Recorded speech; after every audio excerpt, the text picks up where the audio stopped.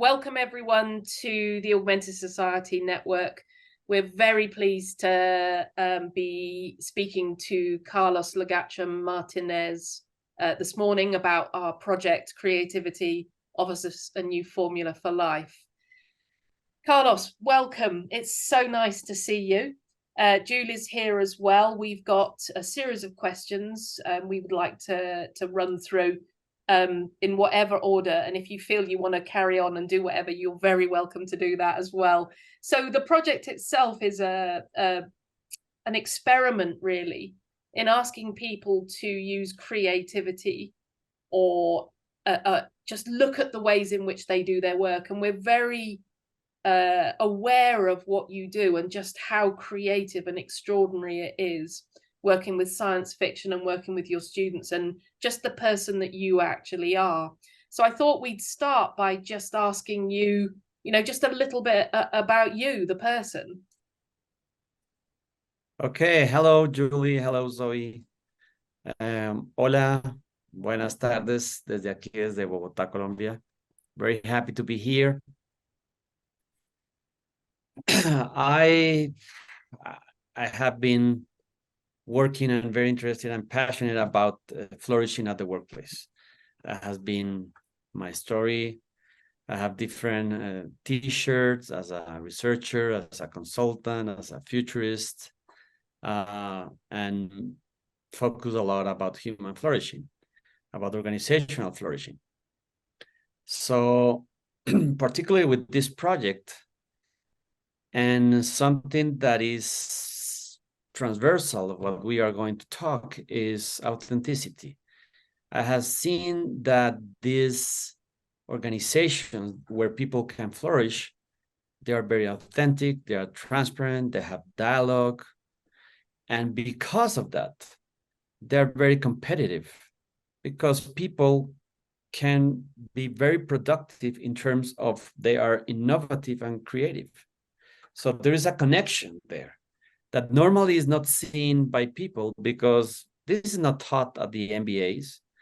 It's about marketing, it's about logistics, it's about even management, but they don't talk about this connection between being who you are at the workplace, and then that gives you a lot of power and inspiration to do new things.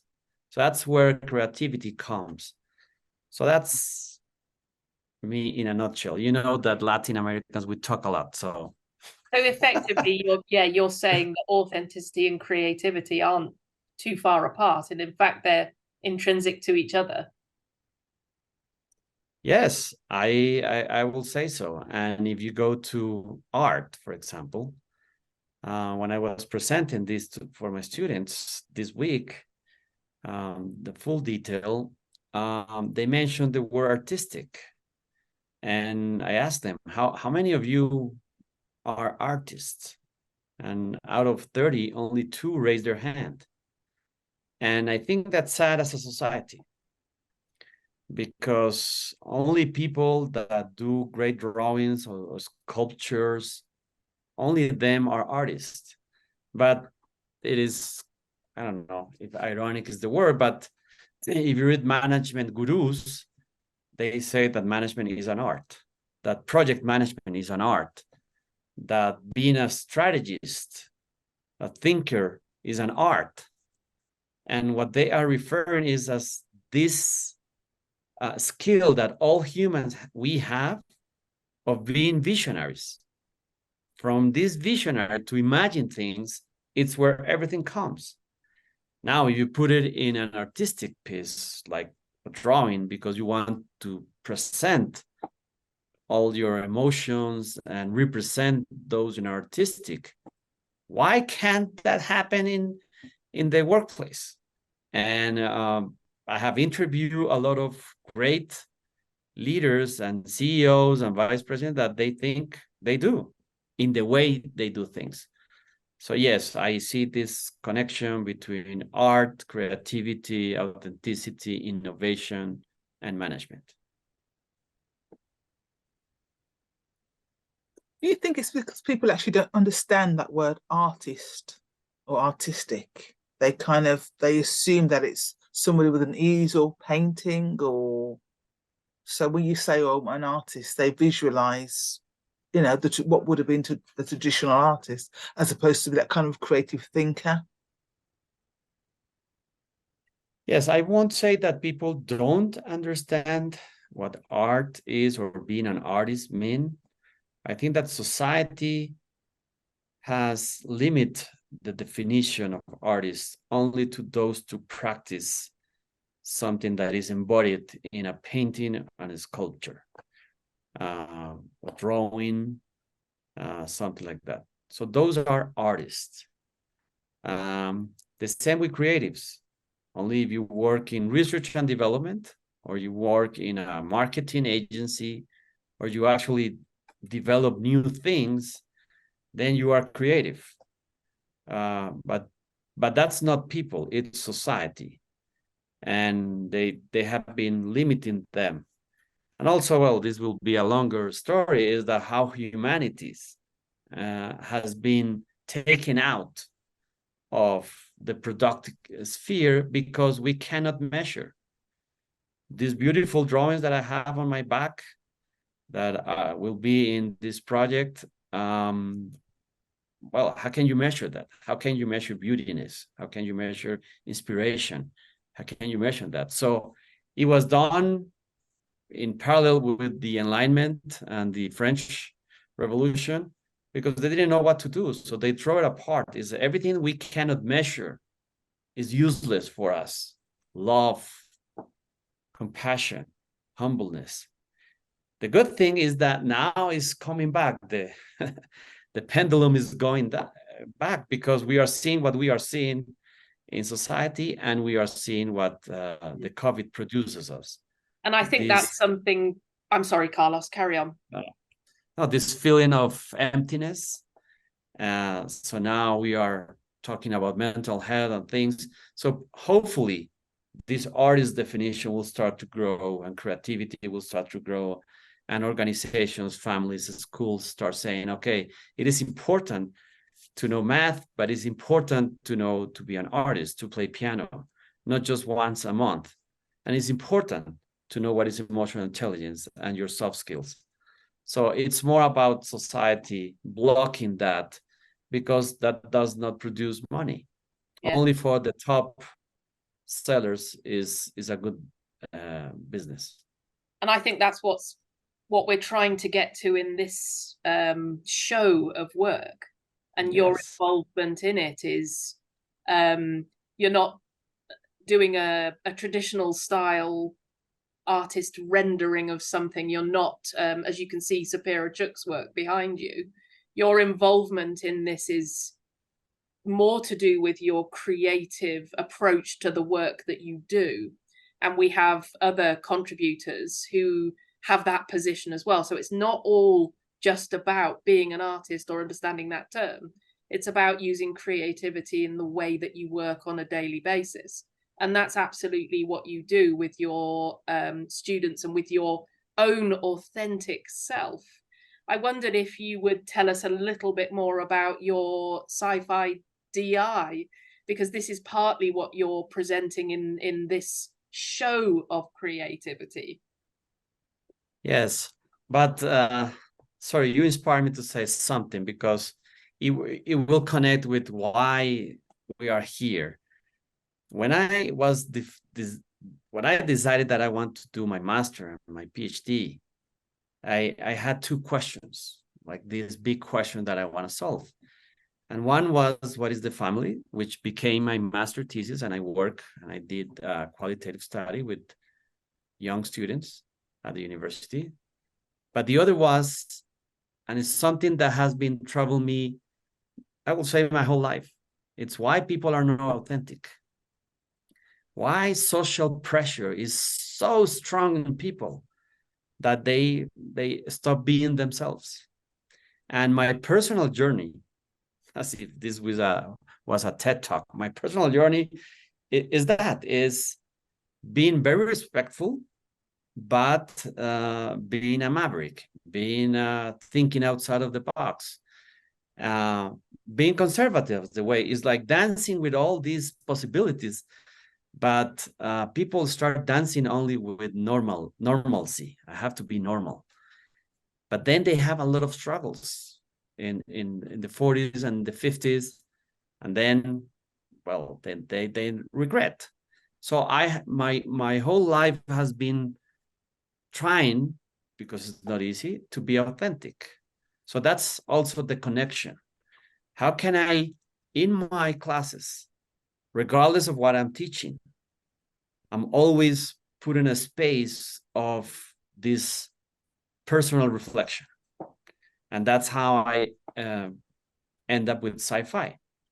And the story goes like, there was a university in Mexico that was creating an open innovation challenge called the Tech Monterrey, the university in Mexico. And they wanted to know worldwide who has ideas on how education will be in 2049. So I think that was great. I was working with all this. So I sent some pieces and I got connected with the project. And I wrote a short novel about what could be the story. But then the person at Monterrey, by serendipity, came to Colombia. So I said to him, Leon, hey, why don't you come here and do a workshop? So I created that. We did the workshop, and I was doing the workshop. And it was at the moment that I was doing the workshop, Zoe, that I said, okay, this is a way to break the mental barriers that we have been instilled in us by true education, through socialization, through the limits, as I said to you, Julie, by society, in why we can't be artists, why we can't be creative. Because by using Singularity University methodology of sci-fi DI, which comes from design thinking, sorry, they put you to think about how it's going to be society in 50 years. So just imagine, if you have been socialized and educated to follow the norms, to think linear, to by the book kind of being, if somebody said to you, think about something 50 years ago, you don't have where to bring that knowledge from. You feel like you are in a vacuum. You feel like you are like falling down the sky. You don't know what to do, but you have to do it because it's possible. And in these 3-4 years that I have been every year, every semester doing this workshop, I have seen the same result. Every student, I will say 80% of the students, leave the room after just 2 hours of this sci-fi DI workshop feeling really creative. The hands go up. Okay, now the same question. Who feels that are really creative? More than 80%. And 2 hours before, it was just 2 or 3, 10%. So that's what happened. And it's very simple. It's just thinking about how is society, then thinking about how will be a human being there with no limits, no plausible future. No, everything is open.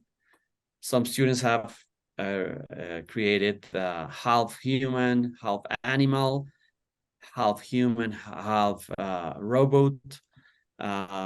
Some students have created something that is not even any of these categories, which is the point.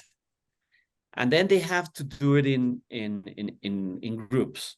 And what you are seeing in this gallery, or you will see, is the products of those students, from my students at my university at Andina, working in using this sci-fi DI.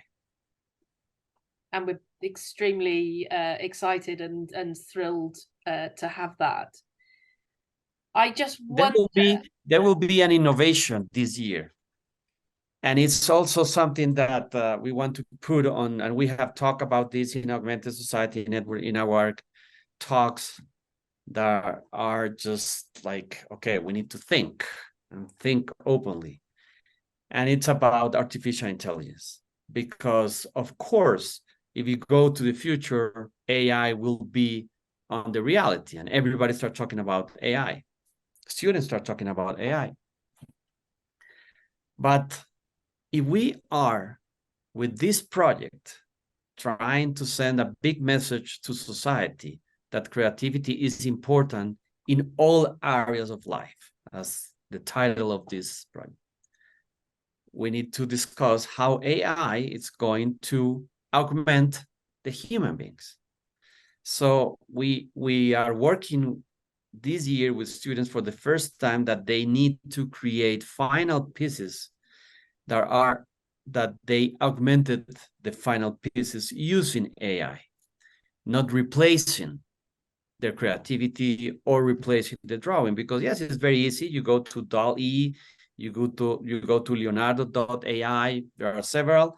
You write some words and you have an image, which yes is good, and that's the future. But augmented intelligences is a challenge for us.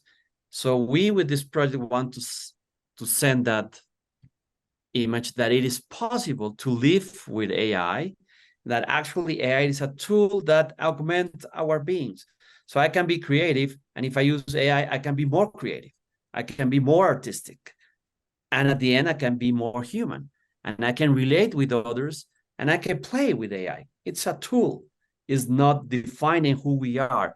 And personally, and with my research team, we are really worried about this idea that AI is going to be superior than human beings. That's totally denigrating. That's the worst.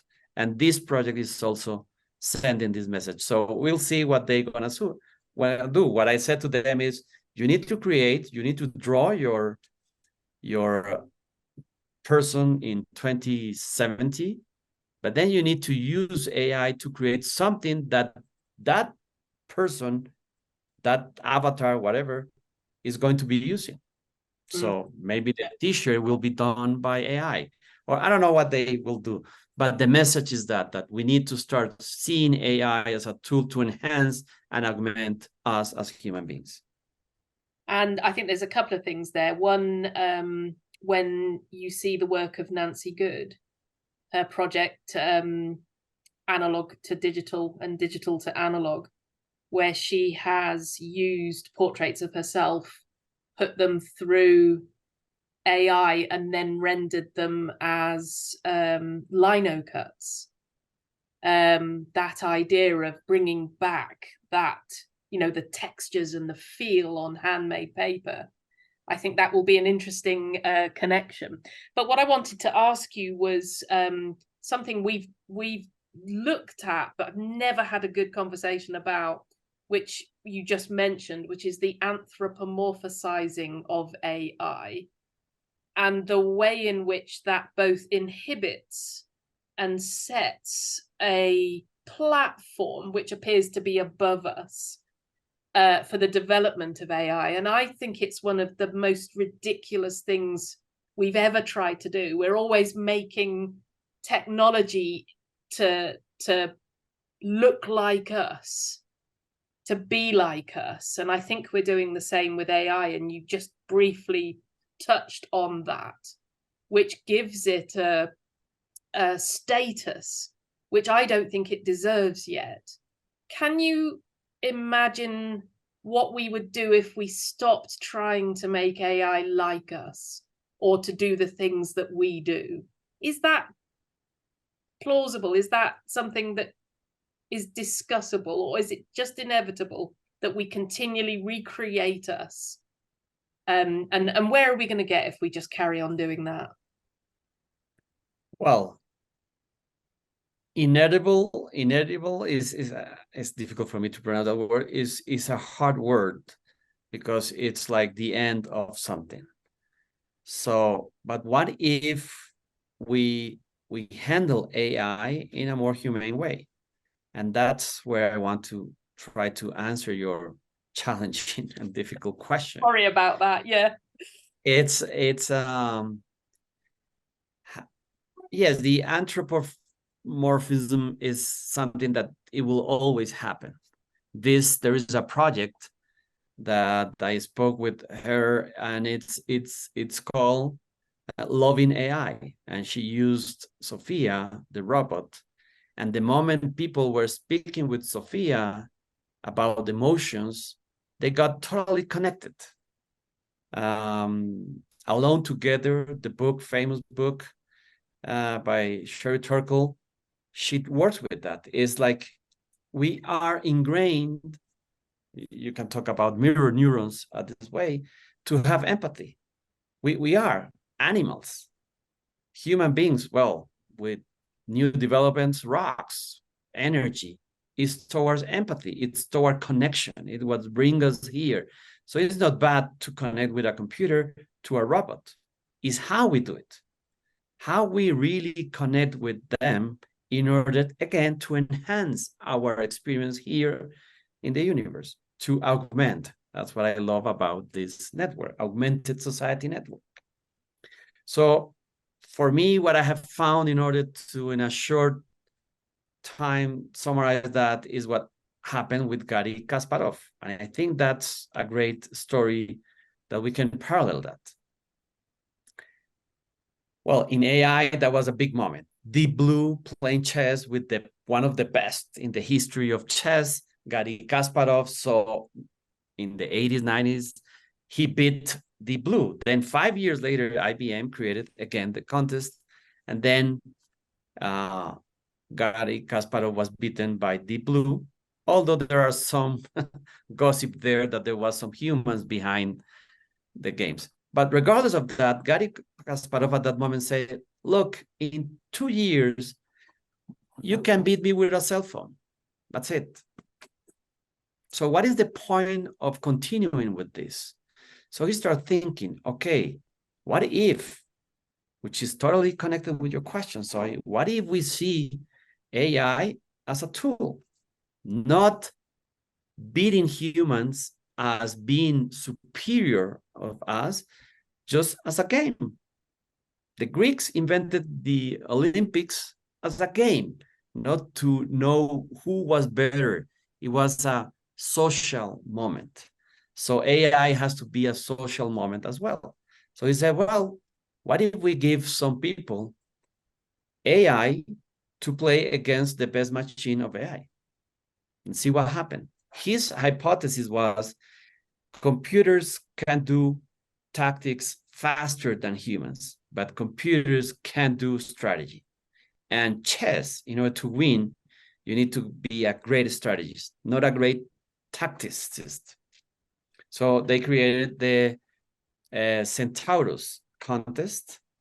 There's after Deep Blue, it was Hydra. That's the name of this big computer. So they created that. The interesting story is this. Well, Garry Kasparov was right. Teams of humans were able to beat the best AI computer in the world in chess. But that's a good thing to know. So that's augmented intelligence on the making. That's augmented AI. Great. But what is even for me more interesting is that the team that beat all the other teams and the machine was a team that didn't have a grandmaster in chess. I think it has an amateur player of League of Legends, a technician of something, I forgot the names. It was like 5 people, like for a movie, like saying, okay, let's get the people that will lose for sure. They won because they were great strategists. And in a way, they were really creative, really artistic. They were able to innovate, to have a vision, and they beat that.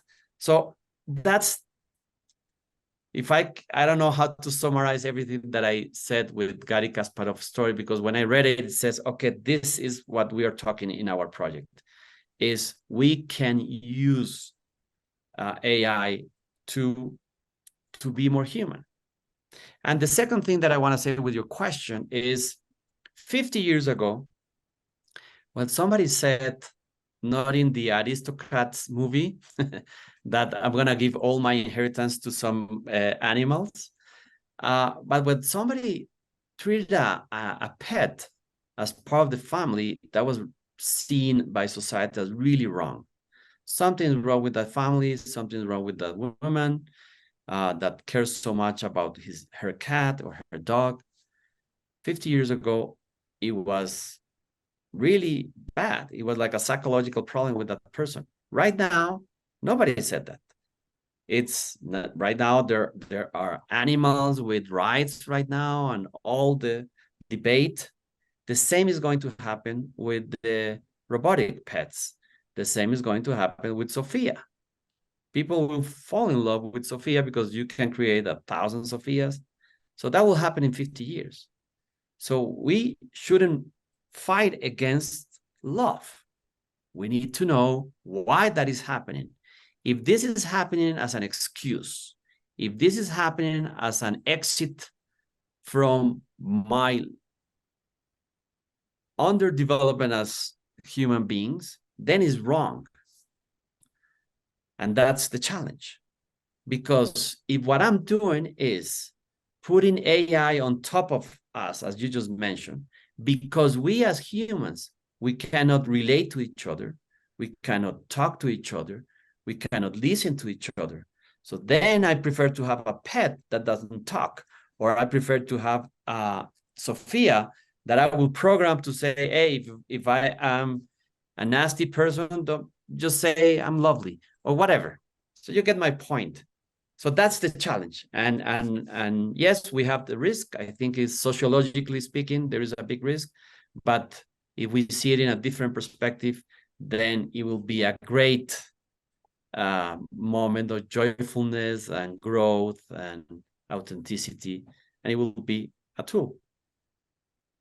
So effectively what you're saying is it sounds like a lot of it's about control, because as humans, we want to control. And sometimes maybe our fear is that we may allow something else to control us. Maybe that is why there is that kind of nervousness, that worry about AI. But also there's a lot of work that's been done for, people with disabilities, in particular children, those that have difficulty in communication, where they feel that having the robot, as it were, may allow friendships and communication to flourish. Do you think that is a useful tool, a useful vehicle for AI? Well, that's another challenge in terms of inclusion and diversity. And yes, I see very powerful possibilities with AI. A personal assistant can help somebody that has, I don't know, dyscalculia, and he or she cannot understand logic or numbers. Well, a personal assistant can help that. These glasses are being tested with emoticons that help people with on the spectrum that is difficult to recognize emotions, at least to recognize and play with those. Okay, I need to smile, I need to be sad because what I'm hearing. But again, with your questions, Zoya, and with you, we have to go one step back. Just don't talk about AI. Why we don't? Why we hate each other? Why we have racism and sexism and ageism? Why we have elitism? Why there are people that think that are better than others, and which we continue to teach that in schools? That's the problem. It's not AI. So we need to go a little step backward and say, okay, why we are not accepting the differences? Why is so difficult for us to accept the difference? And we are coming to the start of this conversation about the social pressure of being normal. That's the worst. We are always creating normalcy, because the moment we risk, we think we're going to be a failure. We think, and we don't want that. So there's a lot of pressure in you have to be normal, you have to be successful. If we change that narrative, then neurodiversity won't be neurodiversity. It will be, okay, I'm just exchanging with another human being. It's what happened with intercultural leadership. It's very difficult to do businesses between cultures. But then you need to do it to understand that you don't touch Japanese the first time you go to a meeting. But you can do that with a Latin. Things like that. So we need to go a step backward, Julie, in that. Okay, so what you're saying is okay to be different is kind of, and maybe AI will allow us to be different. Yes, in the short novel that I wrote, I use Liron, which is an AI android that help the couple of the story to improve their relationship. So by sensors that Liron has, the android can know that she is having some problems talking with Tom. Susan and Tom has having problems. So he start helping them. Well, I don't know, the android. We need to figure out what gender are going to have the androids in the future. So then I think that's possible. I think that will happen. And we all need to be more reflective. And I see AI and personal assistant to be really important in that. When we evolve more onto what we are seeing could happen, then we don't know what will happen with those functionalities. Maybe they will disappear because now we can talk and they will do other things. But in order to accept neurodiversity, the spectrum, other differences, we need to grow more. And authenticity, I think, is part of that solution. Is stop being normal, just be yourself. Stop having fear about social pressure and just take risks. And if society is open to those risks, then we will start engaging with people that are talk different, see different, and we will enjoy that. So I see AI as part of that reality. Yes. So one of your mottos, which we talked about briefly before, was when authenticities flourish, inspiration will follow through. If you take us back to that authentic self, take that, not what anyone else is saying, and take that forward 50 years, 100 years, give us a view, if possible, of where we would be if we could just shed our current selves. Well, that's also an almost impossible question to answer, but We're waiting. I love it. Well, you see, because we haven't talked about that word, which is really key in what we are talking. It's inspiration. So when you feel that you are authentic, you feel that you don't have limits, you don't have paradigms, you don't have something that blocks you. So then not only inspiration, creativity, art, everything will flourish. So just imagine the endless possibilities in 50 or 100 years that will happen, if that is possible. That's what I hate the work by Fukuyama, End of History. And becoming him so famous, show us why society needs this project. That's a typical example of when somebody says something that the people in power likes the idea, then they embrace the end of history. It was like, this is perfect. It's so naive first, it's so reductive. That tells us a lot about society. But if we unpack authenticity, then inspiration, creativity will be all over the place. So there's nobody that can answer what will happen in 50 years if that happened, because it will be a quantum leap in creativity and nobody will know what will be happening. However, from what I said, the challenge when you work it, what is to be human? Which is, you cannot answer that. But what we know so far is that relationship and connection is what gives us a lot of humanness. So if I can be what I truly want to be, and then that gives me full throttle of inspiration, creativity, this, what we can do in 1 century, we will do it in 10 years. Of it Yeah. will be an explosion of creativity, and that happens every day. It's small examples. How many stories you have of a person that it was a quote unquote nobody, suddenly something happened, he or she or they changed work or changed something, or something happened, and then he, she, they flourished. It was, and I always, when I'm doing consultancy with companies, I said that. Do you know any person that you were almost going to fire him or her, or they, and then you put it with a different leader in a different context, and suddenly this bad worker becomes very creative? So that's what I see in the future if we unlock authenticity, because then authenticity, essence, passion, inspiration will go through, and we will have a much beautiful, relational, empathetic society.